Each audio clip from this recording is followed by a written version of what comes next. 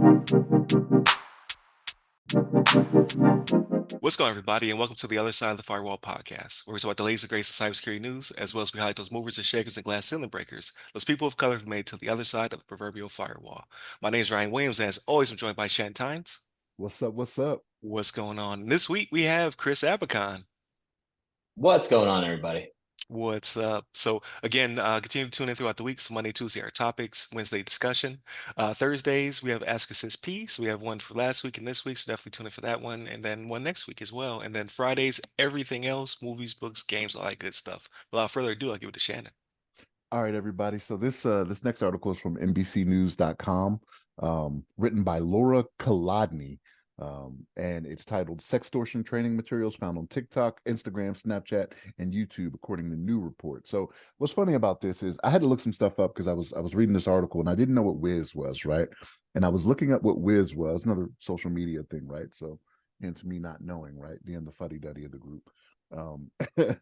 I found another article on this that NBC News did about 6 months ago, talking about the same type of thing, talking about Wiz and how it was sextortion was starting to take place on it, right? And what Wiz is, it seems like it's more geared towards like younger teens and things of that nature. And what's happening is that this group, the Yahoo Boys, right, which is a West African financial sextortion ring, they're getting onto these different things and they're sextorting these minors mostly, right? And what was interesting in this article that I found, which it was the opposite of what I thought it was going to be, it says that they're targeting young males mostly, right? I was sure, like, when you see something like this and you see something that's sextortion or sexual related, you think for sure young females would be the prime target there, but apparently that's not the case according to this article. But these guys, the Yahoo Boys or whatever they're called, are using these different social media outlets to go and sextort people, because this is how criminals get down, right? Like we talk about this with other things, right? This is why you don't pay, right? when it comes to something happening, but it's a little different when it's somebody younger, right? When it's a young teen that may be out there doing something that they did for the first time that they shouldn't be doing, right? You're kind of holding them over a barrel, right? And that's where this gang is getting it's profitable for them, right? Because young kids, even though they don't have much, right, they're going to pay you whatever they got, right? And so that little $150, $200, $300 starts adding up when you're doing it over and over thousands of times, you know what I mean?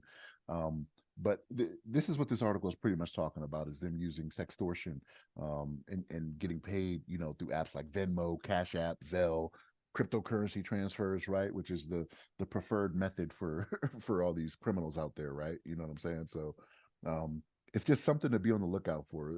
Like, for all of you out there that have children, like be mindful of these types of things. Like, it's something that I was aware of. Like I know somebody whose child was kind of involved in this, and it was one of those things where it was very hard for him to deal with, you know what I mean? Because the children don't go to their parents, right? Like, they don't go to their parents. They feel like they have no other options. And one of the things they mentioned in this article is children that commit suicide on this, right? Because of the embarrassment that comes along with it. So this is one of those things that's very serious, has real repercussions that are not just financial, right? Like, children are losing their lives because they don't know how to handle these types of things, right? So I just want people to be on the lookout for this type of stuff. And again, the other thing they mentioned in the article is that some of these social media content providers are not doing enough to stop this, right? Like, apparently there are ways to report this type of behavior, but they're a little slow on pulling the trigger on getting these accounts shut down and things of that nature. So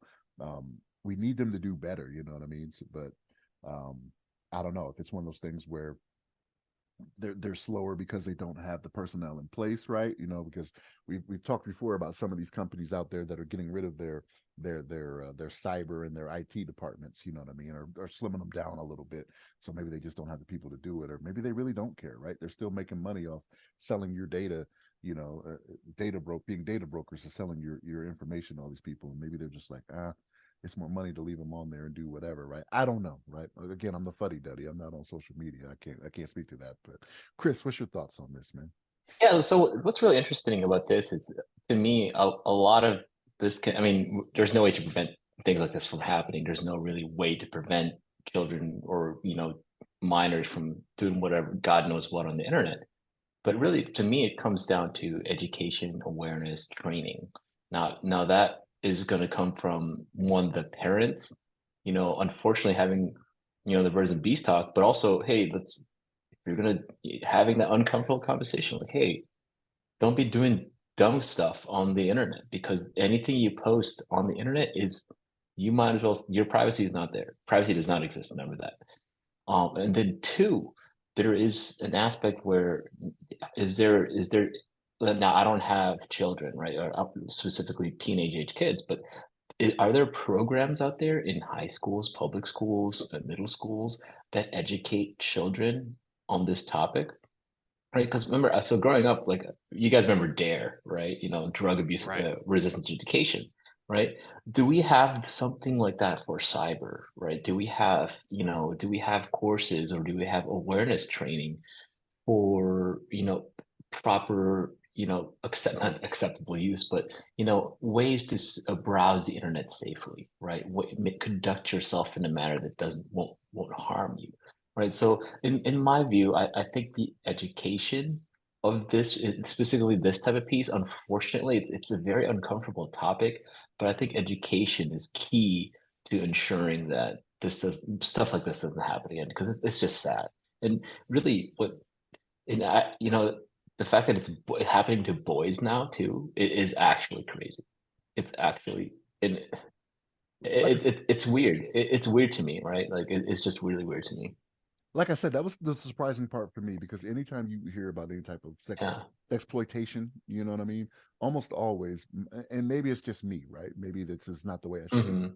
but I almost always go to it's females that it happens to, right? And the point you brought up about Dare, right? That's a good point you bring up. But what you have to remember about Dare, right, is that was the presidential administration of that time, right? That's a Reagan thing, right? To where it was Correct. important to them, which is why it was implemented in schools, right? So until this becomes important to somebody in power that can make this something that you implement across the board in schools, it probably won't get that type of attention like Dare was. And it's kind of crazy is Dare was kind of a cool thing, right? Like when the It Dare was would cool. show up at our Yeah. at our school, he had the Dare car that was not a regular police car. It'd be some type of sporty car or something like that. It was wild, right? Right. Yeah. At least Right. where I was from in Maryland, right? Like I was just like, oh, look at that Dare car, man. That thing is cool. I want to drive that thing. You're young, right? Yeah. I mean, I remember everybody wearing the shirts. I had like a mouse pad that had Dare on it. Like it was really cool, right? But really, and you bring up a good point with the top down executive buy-in, right? We're talking senior stakeholders that need to make this happen, right? It can't come from some mid-level government or organization. It's got to come from the top Senate, House, executive, right? It's got to come from there. Right. Right. So yeah, I don't believe it really exists. Like maybe few and far between. So when I did the great teaching here down in Florida for third grade class, they don't really get a lot of cyber training outside of what's a splash page on Roblox or Fortnite or something like that. So like they all knew what I was talking about because of the games they're associated with. I don't believe there's Mhm. anything really out there for teens or like that, unless you talk to Aisha Taylor or Aisha Taylor. That's a podcast. I'm sorry, Aisha Holland, because she does something like that for young girls and kids as well in her area. Um,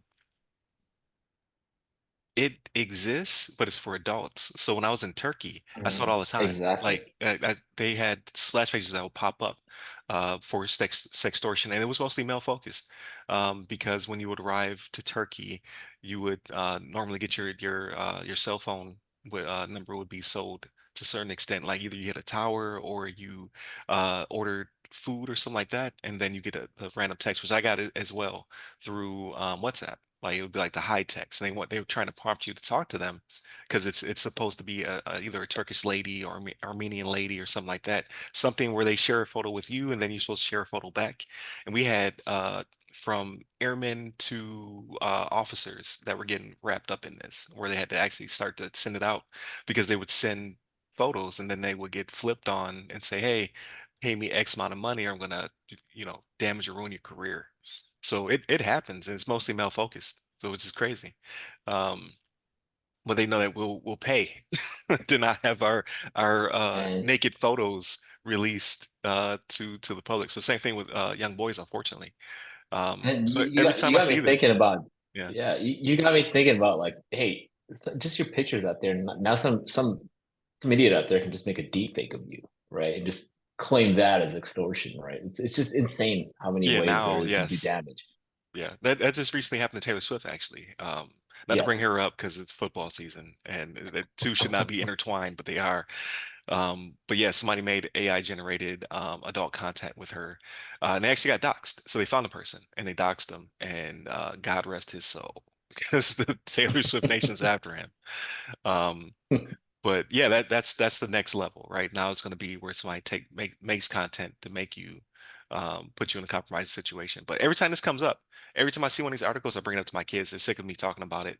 But it's like, hey, listen, don't send photos of yourself. If you receive photos from another kid, get rid of them because that's child pornography. Even though you're a child, and you have child images on your phone, because whatever reason, right? Like, because they get fight videos and stuff like that as well. And I'm like, no, that's criminal activity. Delete that as well. Like, don't keep anything. Cut off your airdrop. Like, I have this long, rambling conversation with them every time I see one of these, and they're sick of it. But it's absolutely necessary because yeah, you don't want them to have you don't want them to share these images, you don't want them to receive these images, you don't want them to be caught up in um, whatever nefarious activities happening, right, where they get sent a video or a photo or whatever. You just don't want them to be accessories to any of this stuff. And unfortunately, as you can see in the article, the young Michigan boy unalived himself because of it. So they find it hard to handle as well.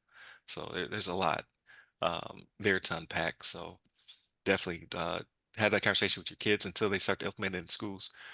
Which you would believe, like if they have sex education, they should have cyber education as well. Like not to say those two are intertwined, but just saying having an uncomfortable conversation with kids should be built into the curriculum, just sparingly. Pull them all into the auditorium and just have that conversation. Like, hey, don't send naked pictures.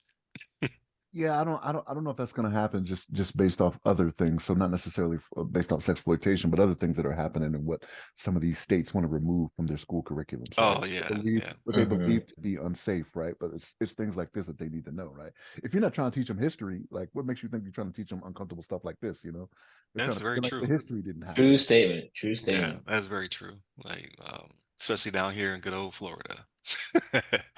But that's a whole different topic, right? But yes, so yeah, so if you're listening to this, right, like if you're one of our audience members, have that uncomfortable conversation with your children. Like they're not gonna like it, but at the end of the day, you'd prefer that than to have them sending Venmo payments to some exploiter for the rest of their young adult lives, right? Or in the case of the Michigan kid, unfortunately, unable to handle it and unalived himself. So definitely continue to tune in throughout the week.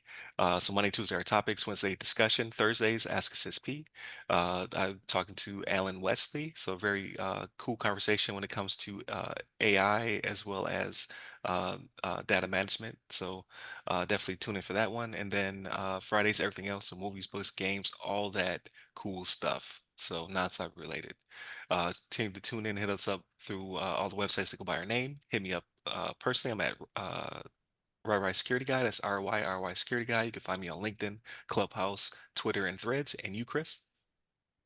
And connect with me on LinkedIn, Chris Abacon. There it is, A Bacon. So definitely That's continue to right. tune in throughout the week. Stay safe, stay secure.